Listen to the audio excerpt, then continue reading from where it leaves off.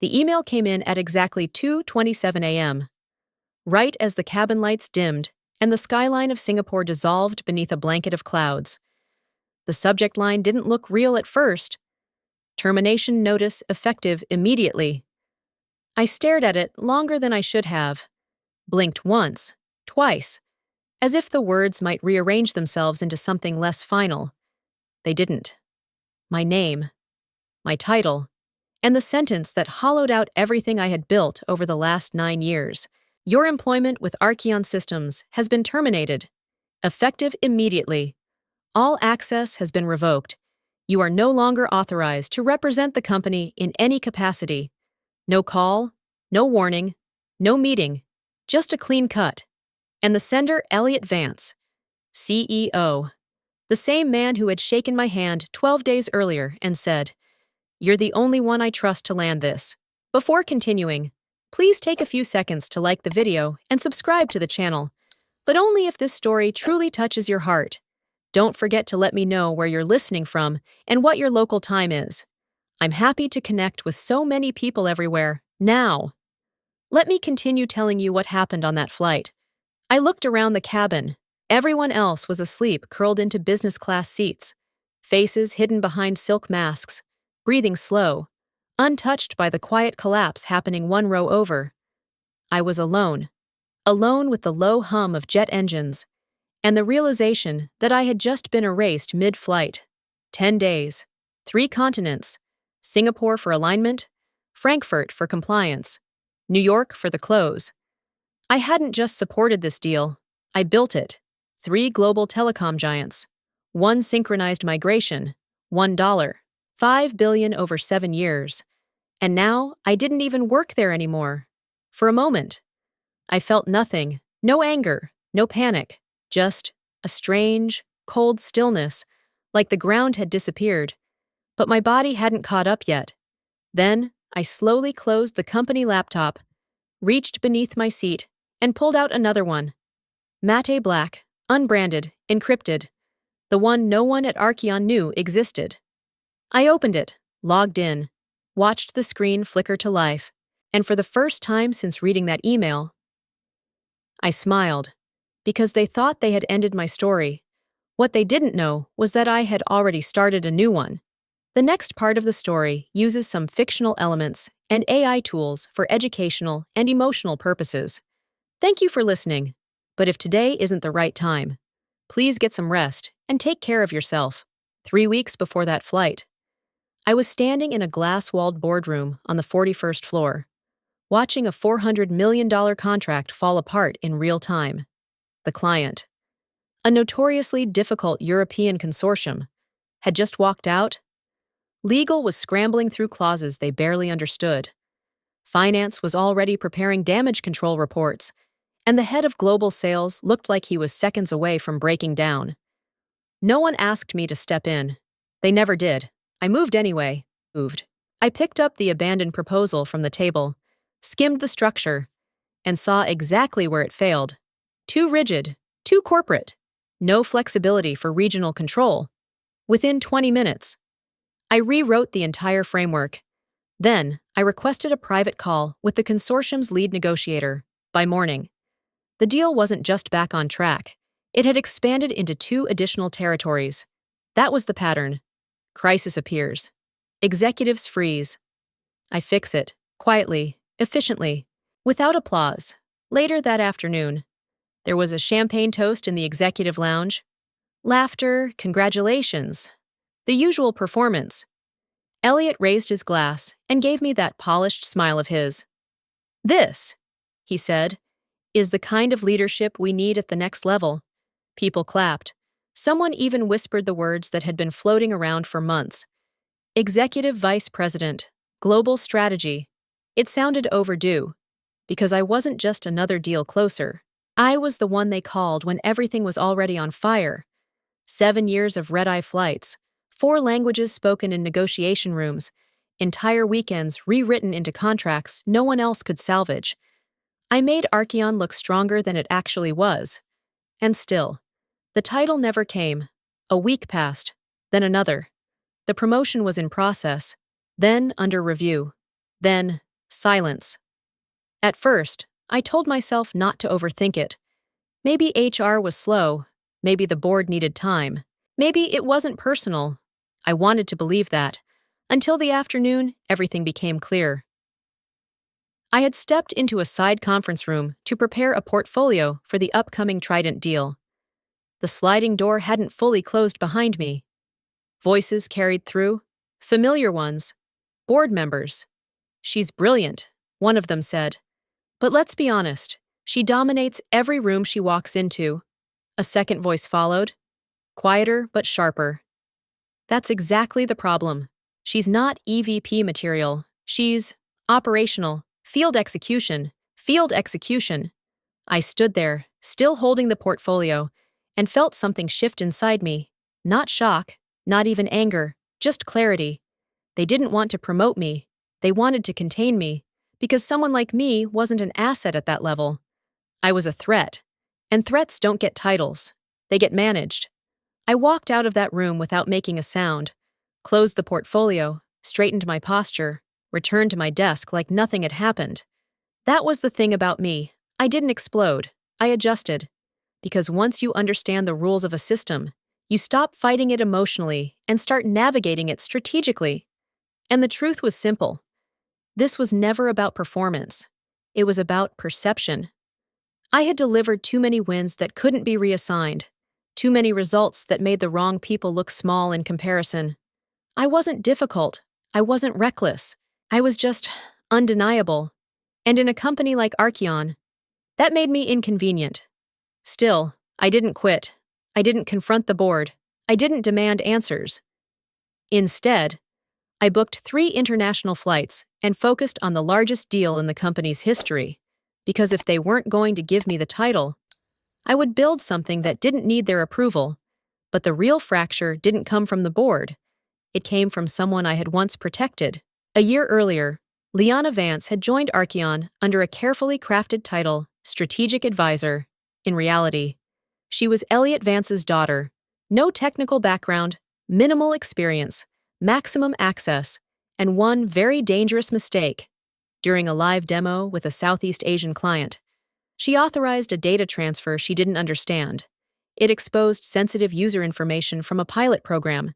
It should have triggered a public crisis. Legal went silent. PR froze. Internal teams panicked. And Elliot called me. "Fix it quietly," he said. "She didn't mean to." I didn't argue. I pulled every connection I had, worked through the night across time zones, reframed the incident as a contained beta anomaly, took the media call myself so her name never appeared in any report. By the end of the week, the story had disappeared. No headlines, no investigation, no consequences. For her. I told myself it was loyalty. That protecting the company meant protecting everyone inside it. Even her. Especially her. But loyalty has a shelf life when it's only flowing in one direction. 3 days before my international trip, I opened a shared drive to finalize the Trident pitch materials. Everything looked exactly how I had left it. The structure, the data, the sequencing, perfect. Until I checked the document properties. Author Liana Vance. I frowned, thinking it might be a system glitch. Then I clicked through the slides. Small edits, subtle wording changes, a few rearranged visuals. But the core, every strategy, every argument, every insight, mine. She hadn't rebuilt it. She had repackaged it and placed her name on top. I leaned back slowly in my chair, staring at the screen as the realization settled in. She hadn't even told me. No message, no acknowledgement, not even the courtesy of pretending it was collaboration. That night, I sat alone in my apartment with the city lights flickering beyond the glass. The file still open, my name nowhere on it. I thought about confronting her, about forwarding it to Elliot, about calling it out in the next executive meeting. But I didn't, because I already knew how that story would end. They would call it teamwork. They would say I was overreacting. And somewhere in the conversation, the word emotional would appear. It always did. So I closed the file, shut the laptop, and said nothing. But something inside me had changed. Not loudly, Not dramatically, just enough to know that from that point forward, I would never confuse silence with loyalty again. By the time the gala invitation arrived, I already knew what it meant. Not officially, not in writing, but in companies like Archeon. Announcements were never surprises. They were confirmations of decisions already made behind closed doors. The event was labeled as a strategic growth celebration. I had built enough of those strategies to know exactly what we were celebrating. Or rather, who. The ballroom was excessive in the way only corporate power could justify. Crystal chandeliers, gold-trimmed tables, a string quartet positioned near the stage like this was a coronation instead of a corporate announcement. I arrived on time, black dress, minimal jewelry, the version of myself they were comfortable ignoring. People smiled when they saw me. Some genuine, most rehearsed. A few avoided eye contact entirely. That told me everything I needed to know. When Liana Vance entered the room, the energy shifted. She looked flawless, confident in a way that only comes from knowing the outcome before the process begins. She moved through the crowd effortlessly, shaking hands, receiving congratulations she hadn't yet publicly earned. I stood near the back, holding a glass of champagne I didn't drink. And then it happened. Elliot stepped onto the stage, polished, calm, in control. He began with the usual language: growth, vision, global expansion, the future of Archeon. Then he said her name, tonight. We are proud to announce Liana Vance as our new Vice President of International Strategy. Applause filled the room instantly. Clean, immediate, undeniable. I didn't move, didn't react. I just stood there, feeling the weight of something I had spent years building, being handed to someone who had never carried it, because that department, that wasn't just a role. It was mine. I had built it from nothing, when Archeon barely had an international footprint. I was the one taking overnight flights, navigating regulatory chaos, convincing skeptical partners that we were worth the risk. Every framework they were now celebrating had my fingerprints on it. Every system she was about to lead had been shaped by my decisions. And now, it belonged to her. Without a single mention of my name, Liana raised her glass, smiling as cameras flashed. "It's an honor to step into this role," she said smoothly, "and to continue the strategic vision this company has worked so hard to develop. This company, not the people, not the person, just the company." I felt something tighten in my chest, but it wasn't sadness. It was recognition. Jenna Park, who had once been my closest legal partner before quietly distancing herself from the executive circle, stepped beside me and lowered her voice. "This is wrong," she said. I didn't respond, because wrong didn't matter here, only useful did. Elliot returned to the microphone toward the end of the night. "And as part of this transition," he added, "Liana will be joining Callista on the upcoming international trip to support the Trident negotiations." Support? I almost smiled, because what he meant was observe, learn, replace. The room applauded again, louder this time. I nodded politely when a few executives glanced my way. Waiting for a reaction, I wasn't going to give them. Liana approached me shortly after, her tone warm, practiced. "I'd love to go over the São Paulo structure with you before we leave," she said. "There are still a few European details I want to fully understand." Of course there were. They were mine. "You should," I replied calmly. "They tend to ask very specific questions." She laughed lightly. "Well, I'll just point them to you if I get stuck. You always know what to say." I held her gaze for a moment longer than necessary. Then I smiled, because by that point, I already knew she wouldn't be on that trip. I didn't start planning my exit the night of the gala. That would have been too late. The truth is, the foundation had already been laid months earlier, long before Liana's promotion, before the whispers in boardrooms, before I ever saw my name disappear from my own work. Not because I expected betrayal, but because I understood patterns. Power doesn't reward loyalty. It rewards leverage.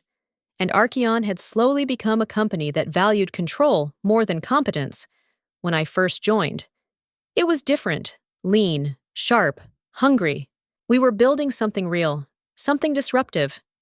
Ideas moved fast. People were promoted because they delivered, not because of who they were connected to. But as funding increased and the board expanded, the culture shifted. Innovation became a talking point instead of a practice. Decisions slowed down. Risk-taking disappeared. And the people who once challenged the system either adapted or quietly vanished. Some of them were the best minds I had ever worked with. Engineers who could redesign entire infrastructures overnight. Legal strategists who understood international frameworks better than regulators themselves. Operators who didn't need titles to lead, one by one. They left. At the time. I told myself they were just moving on. I didn't realize they were positioning themselves. Until I started doing the same. I called it Astrovex. No announcement, no pitch deck, no investor noise. Just a name, a legal entity, and a network. A small group at first. Jenna Park was the first person I reached out to after she stepped away from the executive legal team. Not publicly, of course. Quiet conversations, off-record meetings, the kind that don't leave a trail. Then came Raheem Silva, one of the most overlooked systems architects Archeon had ever had. Brilliant, precise, and completely ignored by leadership because he didn't play politics. And Noah Tan, former financial strategist, the only person I trusted to understand both risk and opportunity without bias. We didn't meet in offices. We met in apartments, private rooms, encrypted calls, no company emails, no shared calendars.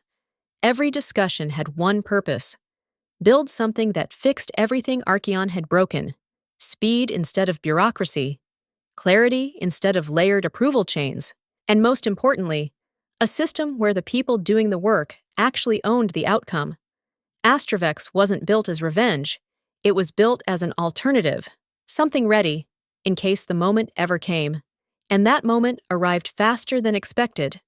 It happened in São Paulo, the third city, the final negotiation. We had just finished another round of discussions for the Trident deal. 4 hours of financial modeling, risk allocation, and long-term infrastructure planning. Across from me sat Mateo Alvarez, CEO of Bravion Telecom. Sharp, observant. The kind of leader who didn't waste words. Dinner was quieter than the meetings had been. The pressure was still there, but softened by dim lighting and a glass of whiskey in his hand. He studied me for a moment before speaking. "You don't talk like an employee," he said. I paused slightly, setting my fork down. "What do I sound like?" I asked. He leaned back in his chair, like someone who built the system they're representing. I didn't answer, because he wasn't wrong. "So why aren't you running the company?" he continued. A small smile crossed my face. "Because someone else inherited it." He didn't laugh. "Then maybe the system is flawed," he said simply. There was no arrogance in his tone, just observation. Then he added something that stayed with me longer than anything else that night. "If you ever decide to change that, call me. Some of us prefer to work with people, not logos." That sentence settled somewhere deep, because it confirmed what I had already begun to suspect.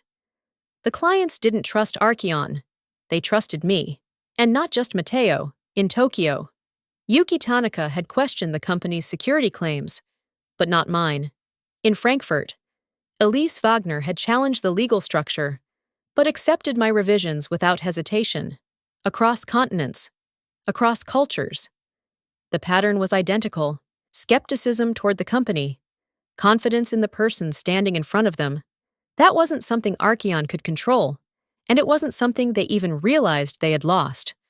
When I returned to New York, I didn't announce anything, didn't make dramatic moves. I simply expanded Astrovex. More calls, more alignment, more structure. Quietly turning a contingency plan into something operational. Because at that point, I understood something with complete certainty. I wasn't preparing to leave. I was preparing to replace them. If you believe I was right to stop chasing titles and start building my own leverage in silence, creating Astrovex, before they could push me out, then leave a 1 in the comments. Because sometimes the smartest move isn't fighting the system. It's outgrowing it without making a sound. By the time I landed in Tokyo, exhaustion had already settled deep into my bones. 4 days without proper sleep. The gala still lingering in my mind. Liana's voice. Elliot's announcement. The quiet applause that erased years of work in under 60 seconds. None of it mattered now, because what stood in front of me was bigger than pride. The Trident deal. 3 legacy telecom giants. 3 continents. 1 unified infrastructure. 10 months of groundwork. 10 days to close it. No margin for error. Tokyo was the first test. Takeshi Morita, CTO of Nexitel, didn't believe in promises. He believed in proof. His questions came fast, direct, almost surgical. You claim cross-border security compliance, he said before the meeting had even fully settled. Show me how your system survives regulatory conflict between jurisdictions. No warm-up, no small talk, exactly what I expected. I pulled up the encryption architecture I had personally refined with Archeon's engineering team. Not the polished version they presented internally. The real one. The one that actually worked, layer by layer. I walked him through it. Zero trust protocols, redundant failover systems, jurisdiction-specific data partitioning. When I finished, he didn't compliment me. He simply nodded once. The others speak well. He said, "You understand." That was enough. After the meeting, as we walked toward his car, I slowed my pace slightly. If there were a version of this system, I said carefully, with fewer internal bottlenecks, more direct execution, would that interest you? He didn't answer immediately, but before stepping into the car, he glanced back. Send it privately. That was all I needed. Frankfurt was different, more cautious, more legal. Helixcom's headquarters felt like a fortress of compliance, every clause dissected, every liability questioned. And Archeon's standard contract, it wasn't going to survive that room. I had flagged the issues weeks earlier, suggested revisions, proposed alternatives. Nothing had been approved, so I rewrote it myself. At 11:40 p.m., sitting in a quiet apartment overlooking the river, I rebuilt the entire agreement using frameworks Jenna and I had developed outside the company's system. Cleaner, stronger, actually enforceable. The next morning, I handed the revised version across the table. The general counsel, Anika Roth, scanned the first page, then the second. This isn't your company's template, she said. No, I replied calmly. It's the one that works. She looked at me for a long moment, then smiled slightly. Next time, she said, you should be on our side of the table. I didn't respond, but I didn't forget it either. By the time I reached São Paulo, I was running on instinct more than energy. The final negotiation. Numbers, risk distribution, long-term control, everything that could break a deal. Mateo Alvarez was waiting, focused, patient, watching everything. We went through the structure piece by piece, every percentage, every contingency, every projection. He pushed hard on the numbers. I didn't move, because I knew exactly where the limits were after 4 hours. He leaned back in his chair. I trust you, he said. Then, after a pause, he added, but I don't trust your company. I met his gaze without hesitation. I know. The room went quiet, because that was the truth no one at Archeon ever said out loud. He tapped the table lightly. If something goes wrong later, he began. It won't, I said. His eyes narrowed slightly. Unless you leave. That was the moment. The one everything had been building toward. I leaned forward just enough to lower my voice.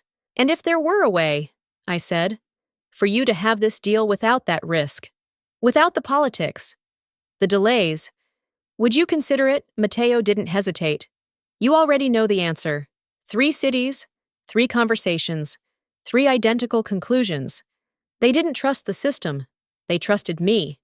By the time I left that room, the deal was done, every signature aligned, every condition met. It should have been the peak of everything I had worked for.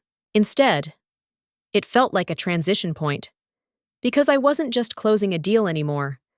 I was opening a door, one that Archeon didn't even know existed. The cabin lights dimmed as we crossed into open sky. Most passengers had already fallen asleep. Their world reduced to silence, soft breathing, and the distant hum of engines cutting through the dark. I should have been resting. The deal was done.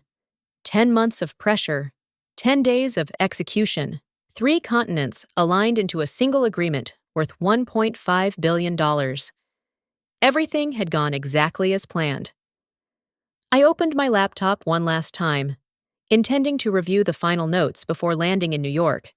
The contract summary was clean, numbers aligned, timelines locked. It was perfect. Then the screen flickered.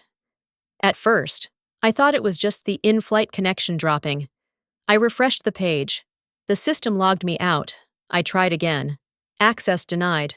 I paused. Opened another application. Same result. Email, blocked. Internal dashboard, gone. Calendar, empty. One by one, every system I had built my daily life around disappeared in front of me, like a switch had been flipped. Then the notification appeared. A single email. Already open. Already waiting. Termination notice, effective immediately. For a moment, everything slowed. Not the kind of dramatic, cinematic pause people imagine. Just a quiet shift, like something inside me stepped back and observed. I read the message carefully. Every word, every line. No explanation, no acknowledgement of the deal I had just closed. No recognition of the years I had given. Just policy language, cold, efficient, final. Your employment with Archeon Systems has been terminated. All credentials and system access have been revoked. You are no longer authorized to engage with any company clients or partners. I leaned back in my seat slowly. The realization didn't hit all at once. It unfolded. They didn't just fire me, they erased me, mid-flight. No meeting, no transition, no handover. They didn't even wait until I landed. The timing wasn't careless. It was intentional. They wanted control. Cut access before I could act. Remove visibility before I could respond. Make sure that by the time I touched the ground, I was already irrelevant. I looked around the cabin again. Nothing had changed. People slept. Flight attendants moved quietly down the aisle, collecting empty glasses. The world continued like nothing had happened, and yet everything had. For a brief moment, I searched for anger. It was there, but distant, muted.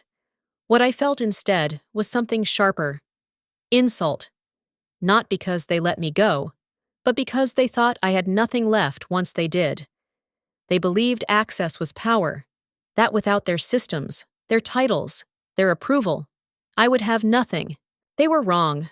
6 weeks earlier, I had initiated a private backup, officially.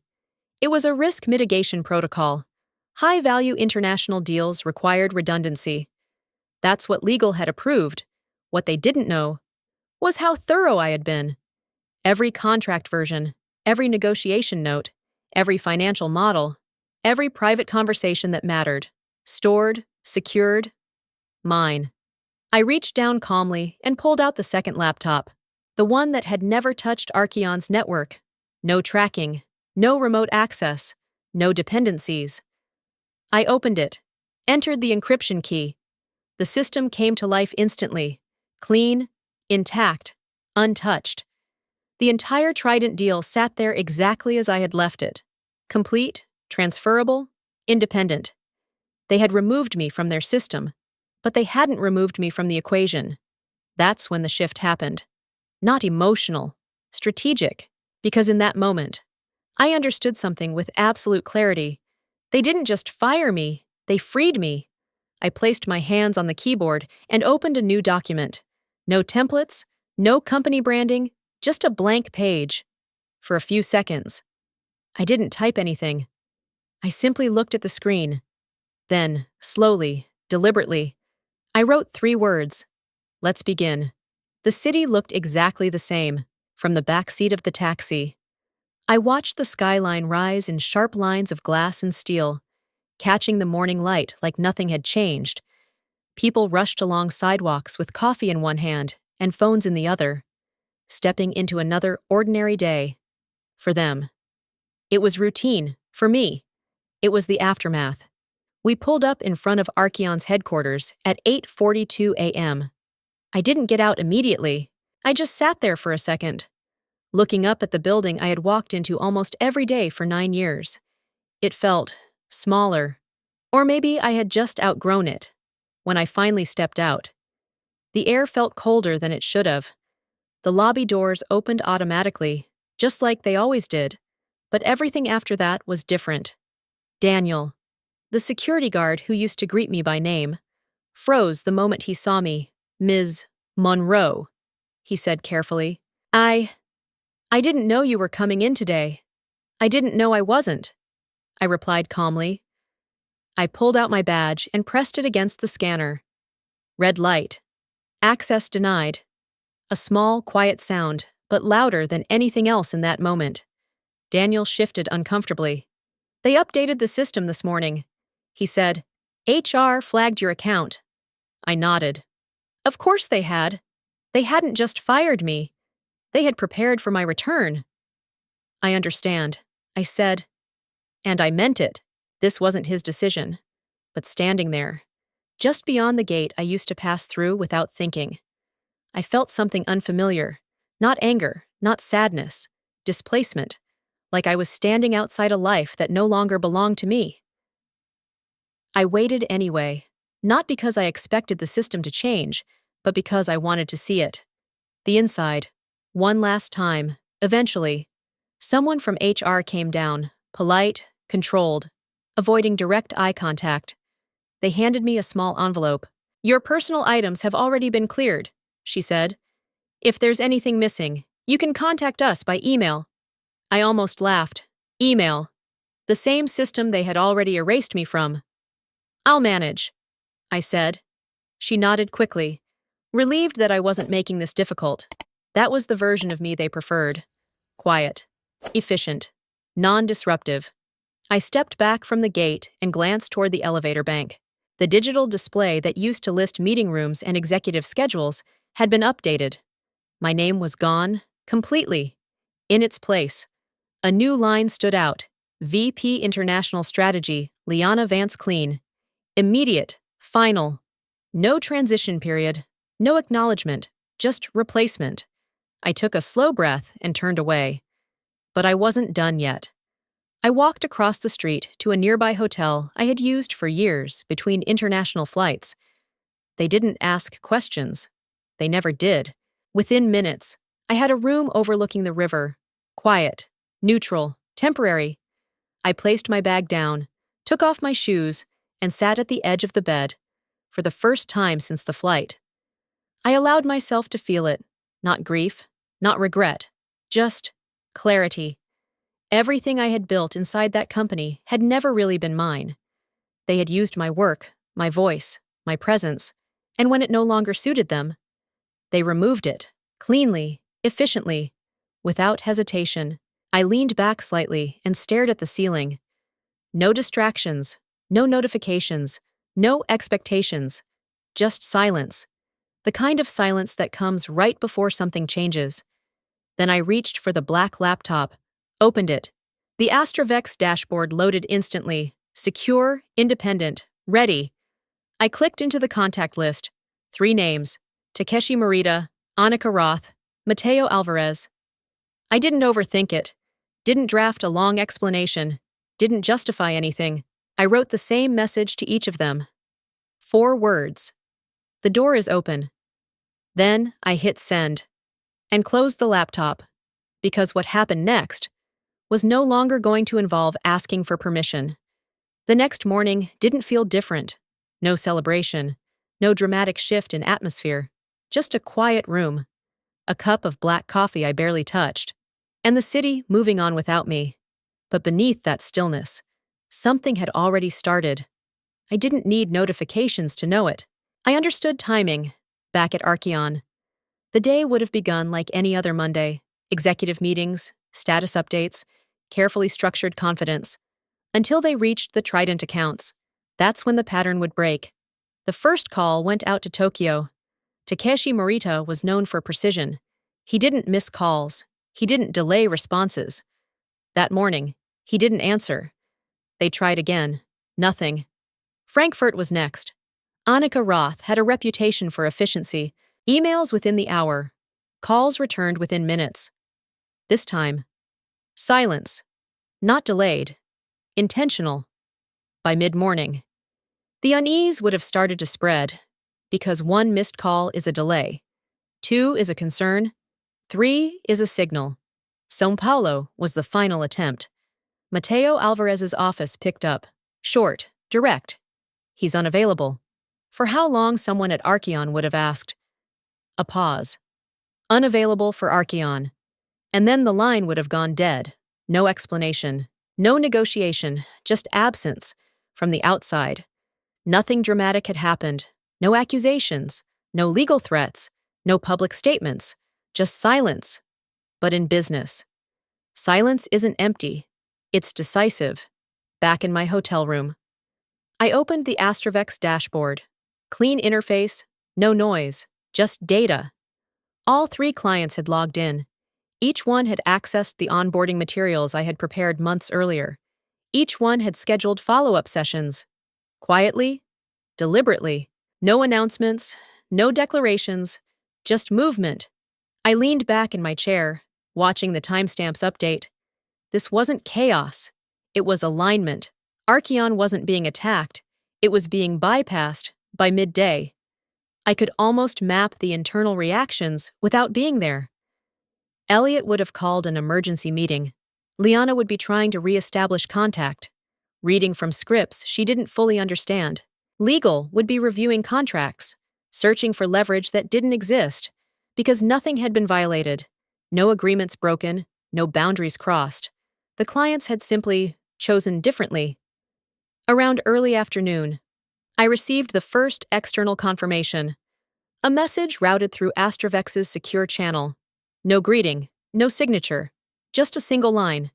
"We will proceed with you." I read it once, then again, not because I didn't understand it, but because of what it represented. Validation, not from titles, not from internal recognition, but from the only place that actually mattered. The people who had seen the work up close. I stood and walked toward the window. The city stretched out below, unchanged. Traffic moved.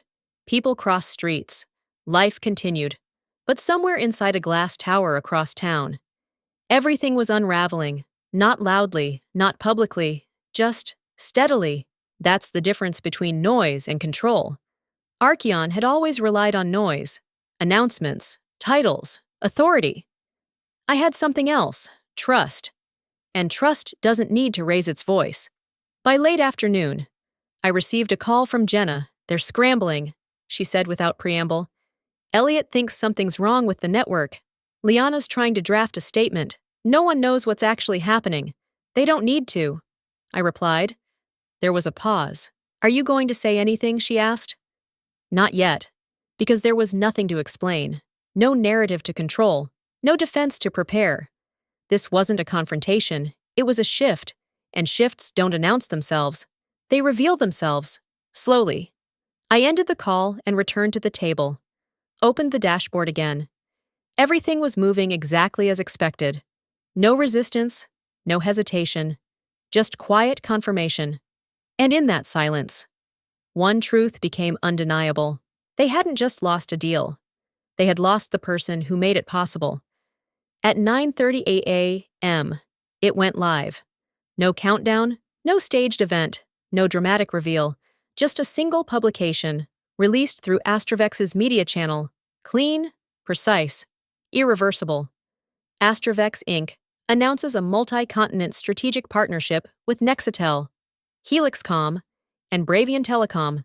The agreement, valued at $1.5 billion over 7 years, will deliver a unified cloud infrastructure across Asia, Europe, and South America. That was it. No mention of Archeon, no explanation of how the transition happened, no defense, just presence. And my name at the bottom, Callista Monroe, CEO.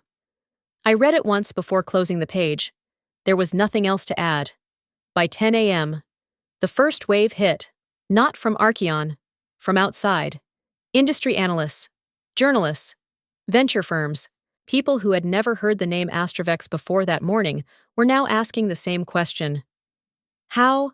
How does a company with no public footprint secure a $1.5 billion deal across 3 continents overnight? The answer was simple. It didn't happen overnight. They just hadn't been paying attention. By 10:45 a.m., the first headline appeared, then another, then 5 more. The phrasing varied, but the tone didn't. A shift, a disruption, a quiet takeover. I didn't react, didn't respond to the messages flooding in, because attention wasn't the goal. Execution was. Back inside Archeon. The silence I had seen the day before was gone, replaced by urgency, by confusion, by the kind of pressure that comes when control disappears without warning. Jenna sent me a short update. They're drafting a counterstatement, she wrote, trying to frame it as external interference. I almost smiled. Interference. As if something had been done to them. Nothing had. They had simply been outgrown. Around noon, another message came through Astrovex's channel, this one longer. From one of the 3 partners. We have formally reassigned all Trident-related communications. Astrovex will be our sole point of contact moving forward. No negotiation, no ambiguity, just confirmation. I leaned back in my chair and exhaled slowly. Not relief. Recognition. Because this wasn't luck. It was the result of every decision made in silence over the past year. Every conversation. Every relationship. Every moment I chose not to react, but to prepare. A soft knock came at the door. Raheem stepped in, holding a printed copy of the announcement like it was something tangible. You might want to keep this, he said with a grin. I took it from him, glancing briefly at the page. Maybe, I replied. He placed a second folder on the table. Financial transfers have started, he added. Budgets are already being reallocated. I nodded.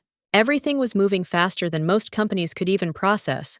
But that's what happens when decisions are made before they're visible. Later that afternoon, my phone buzzed. An unknown number. I answered. Silence for a second. Then a voice I recognized immediately. Elliot. He didn't shout, didn't accuse. He asked one question. Was this personal? I didn't answer right away, because the question itself revealed everything he still didn't understand. Finally, I spoke. It was inevitable. I ended the call before he could respond, not out of disrespect, but because there was nothing left to explain. That evening, I stood by the window, watching the city shift from daylight into shadow. The skyline looked different now, not because it had changed, but because I had. They had taken everything with noise, titles, announcements, authority. I had taken it back in silence, and now the world was starting to notice. Not because I demanded attention, but because the results made it impossible to ignore. The conference hall in Munich was designed to impress. Glass walls, polished steel, soft blue lighting reflecting off perfectly arranged tables, every detail curated to signal control. Stability, authority. From the outside, Archeon still looked intact. Inside, it was something else entirely. I arrived 15 minutes before the session was scheduled to begin. No announcement, no escort, just timing. Grayson Vance, no. Elliot Vance stood near the center of the room, speaking in low tones with a prospective partner from Eastern Europe. Marek Dvorak. I had met him once, briefly, over dinner in Prague months earlier, back then. He had been cautious, observing, measuring. Now he looked uncertain.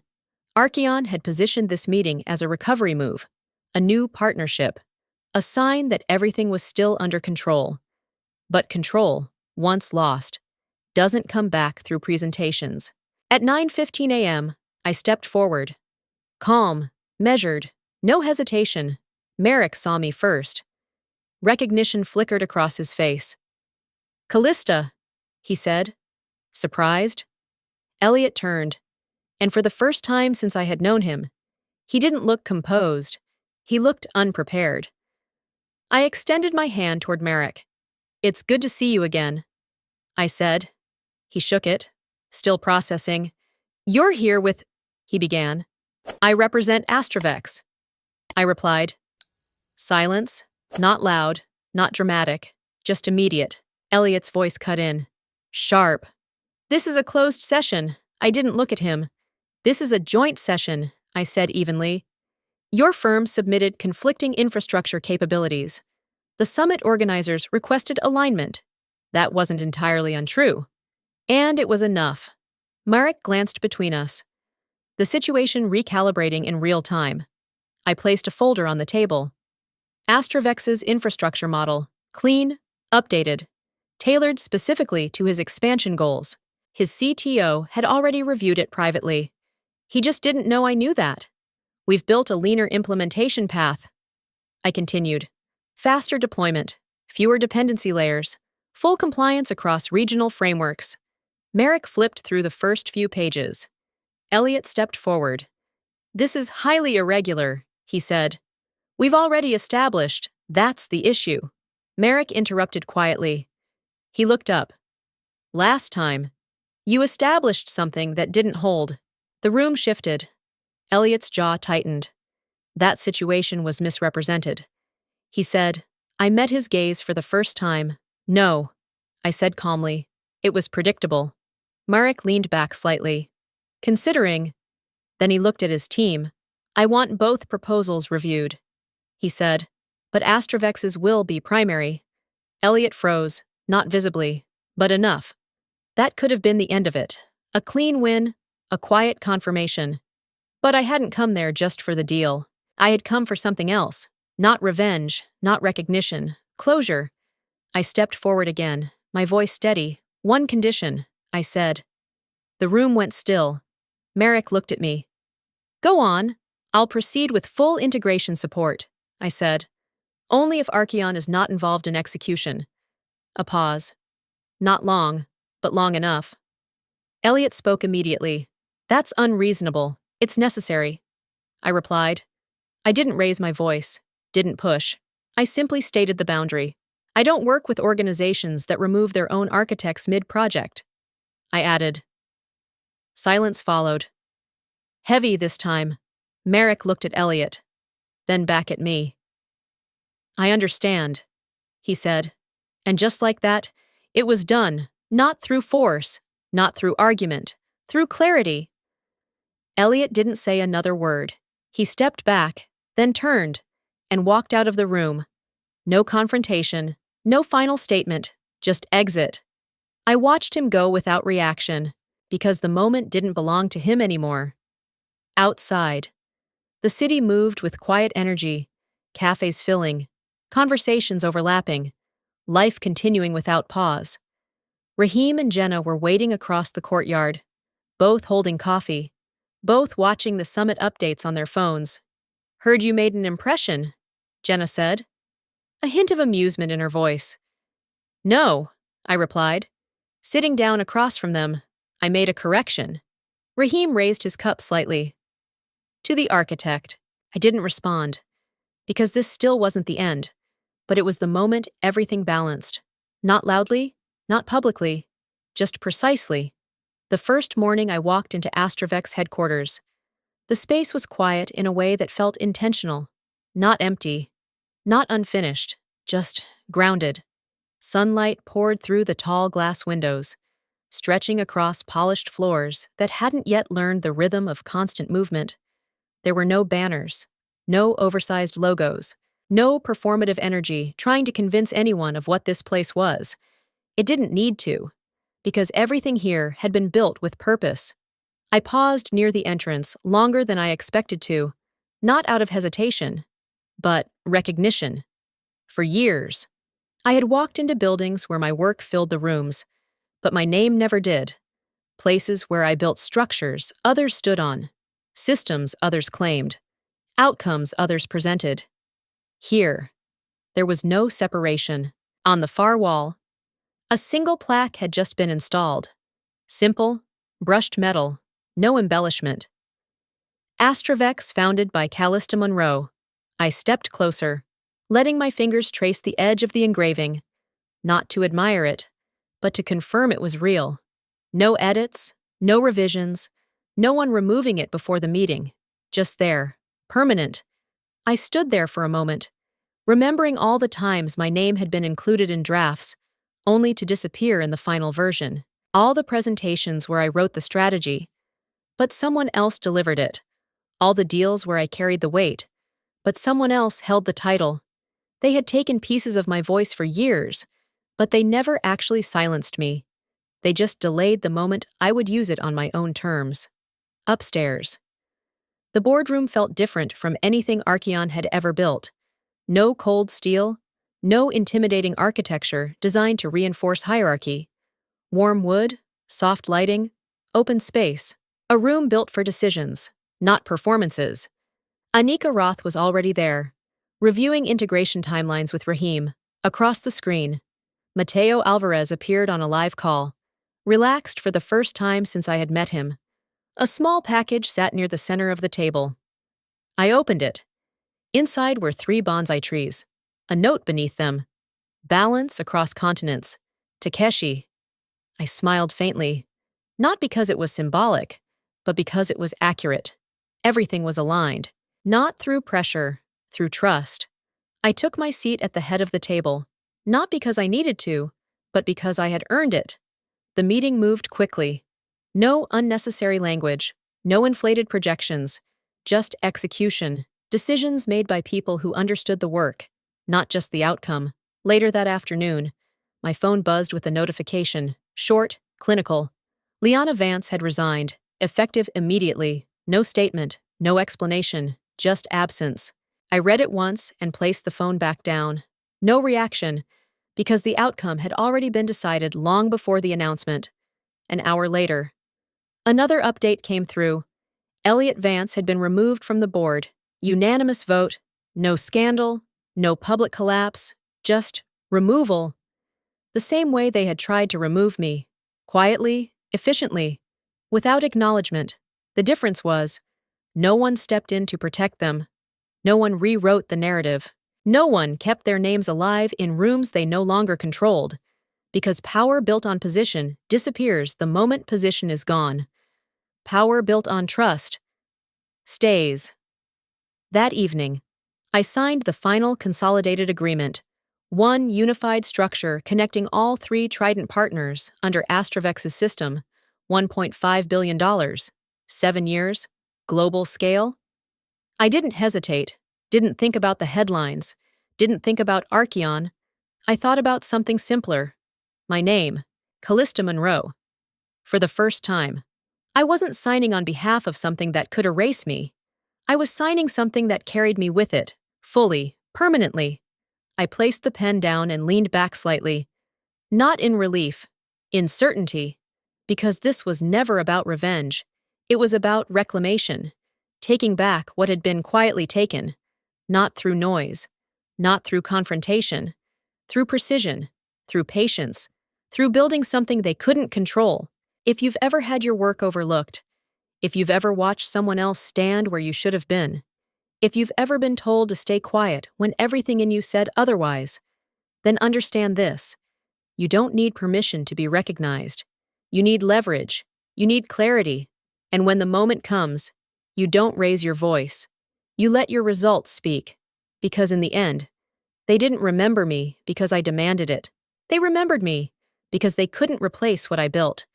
There was a moment when I realized no one was coming to recognize my worth, and that changed everything. Not in a dramatic way, but in a quiet, irreversible shift. I stopped waiting. I started building. The truth is, talent alone isn't enough in environments that fear it. You have to protect your value, create your own leverage, and decide when silence is strategy, not surrender. If you were in my place, would you keep proving yourself to people who already decided who you are? Or would you start creating something they can't take from you? This story isn't just mine. It's for anyone who has ever been overlooked, replaced, or quietly pushed aside. If it made you think differently, even for a second, then you're already part of something bigger. A simple action from you, like subscribing, liking, or sharing this video, can help this message reach someone who needs it at the exact right moment. And sometimes, that's all it takes to change a direction or even a life.